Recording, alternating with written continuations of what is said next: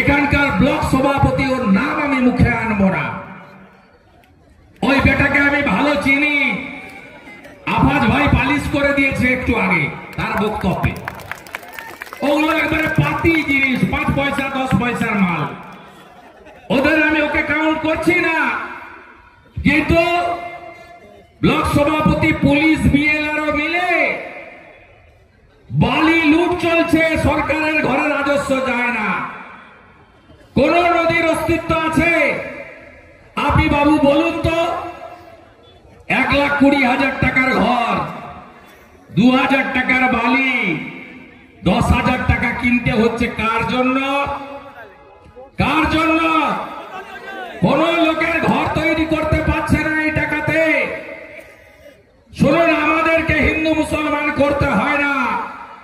নরেন্দ্র মোদীজির যে স্কিম, তিনি কোথাও বলেননি এই স্কিমে শুধু হিন্দু বেনিফিট পাবে, তিনি বলেছেন ভারতীয়রা বেনিফিট পাবেন।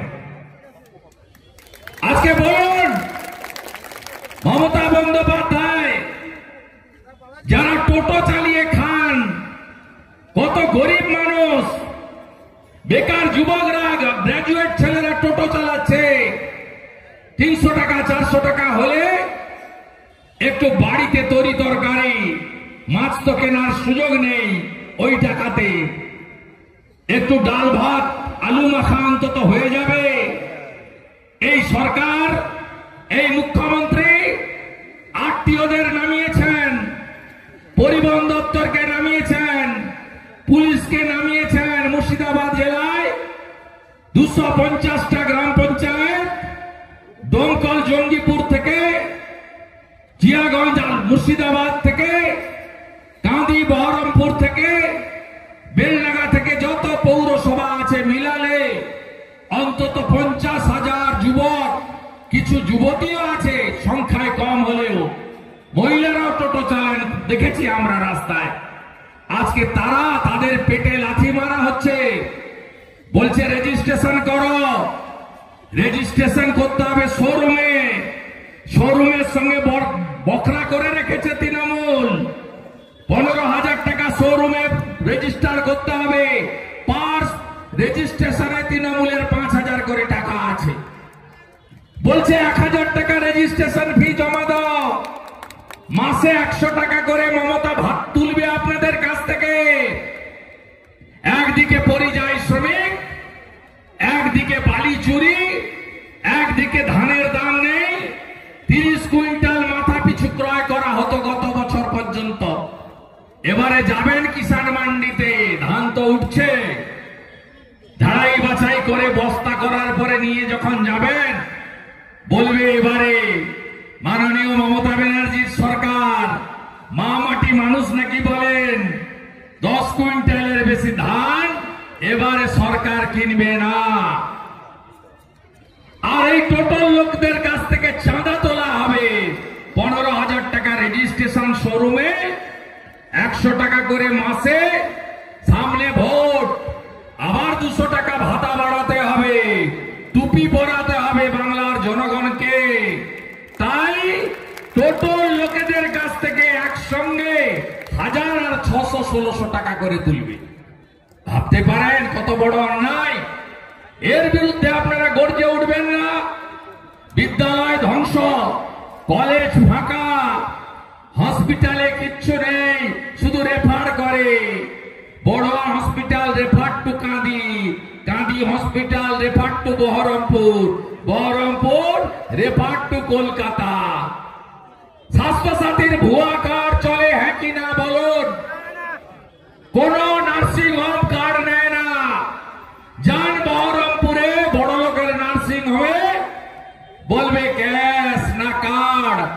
আপনি বলবেন গরিব লোক, আমার কার্ড আছে, বলে বাবু বেড নাই, পরে আসুন। আপনি যদি ঘুরে এসে বলেন আমি ক্যাশেই করব, বলবে doctor ready, ICU ready, bed ready, ওটি রেডি। কেন পশ্চিমবঙ্গে আয়ুষ্মান ভারত চলবে না? উত্তর দেন আপনি। আপনি যখন দুরারোগ্য ব্যাধি নিয়ে মুম্বাইতে টাটা ক্যান্সার হসপিটালে যান, পশ্চিমবঙ্গের স্বাস্থ্যসাথী কার্ড চলে না, বলে আয়ুষ্মান আছে, আপনি বলেন না বাবু নেই, টাকা দিয়ে করতে হবে। সিএমসি ভেলোর, মণিপাল ব্যাঙ্গালোর, ডাক্তার রেড্ডি হায়দ্রাবাদ, যেখানেই যাবেন আয়ুষ্মান চলে। নরেন্দ্র মোদীজির আয়ুষ্মান ভারত, এখন অব্দি 5 কোটি লোক 5 লক্ষ টাকা পর্যন্ত চিকিৎসা ফ্রি পেয়েছেন। আবার শুনে রাখুন, এই 5 কোটির মধ্যে হিন্দু আছে, মুসলমানও আছে, শিখও আছে, খ্রিস্টানও আছে, জৈনও আছে, বুদ্ধিস্ট আছে। আর ভোট এলেই বলবে বিজেপি হিন্দুদের পার্টি। আরে হ্যাঁ, আমরা জয় শ্রীরাম বলি, আপনি বলবেন না? কে বলেছে বলতে আপনাকে? কেউ চাপিয়ে দেয়নি, এখানে তো মৌলানারা আছেন বসে, কেউ চাপিয়ে দিয়েছে? আপাজ ভাইকে বলা হয়েছে জয়নিং এর সময় যে তোমাকে এগুলো করতে হবে। হ্যাঁ, আমি মাথায় টিকা পরবো, আমি হিন্দু, আপনি পরবেন না। আমি জয় শ্রীরাম বলবো, আপনি বলবেন না। ভারত মাতা কি জয় তো সবাই বলতে পারি, বন্দে মাতরম তো সবাই বলতে পারি, জয় হিন্দ তো সবাই বলতে পারি। কিন্তু আজকে সরকার, আমি হিসাব দিয়ে যাই আপনাদের, মুর্শিদাবাদের হিসাবটা পরের মিটিং এ দেব। আমি আপনাকে বলে গেলাম 22টা সিটে তৃণমূলকে আমি এখানে এনেছিলাম, 26-এ শূন্য করব। গোল্লা নিয়ে বাড়ি যাবে মমতা ব্যানার্জি। সাগরদিঘি উপনির্বাচন হচ্ছে, দিলীপ শাহ প্রার্থী ছিলেন, আছেন মঞ্চে। গণনার আগের দিন কলকাতায় আমাকে সাংবাদিকরা বলছে কালকে কি হবে। আমি বললাম আমি গণৎকার নই, বলে গেলাম কে জিতবে জানি না, কিন্তু তৃণমূল জিতবে না সাগরদিঘিতে। বাইরন শেষ হয়ে গেছে, ছেড়ে দেন, জামানত চলে যাবে বাইরনে। পাল্টি খেয়েছে, মুকুল রায়ের মতো দশা হবে, ওগুলো নিয়ে ভাববেন না, ওটা ছেড়ে দেন আমাদের উপরে। কংগ্রেস লড়তে জানে না, লড়তে জানে বিজেপি।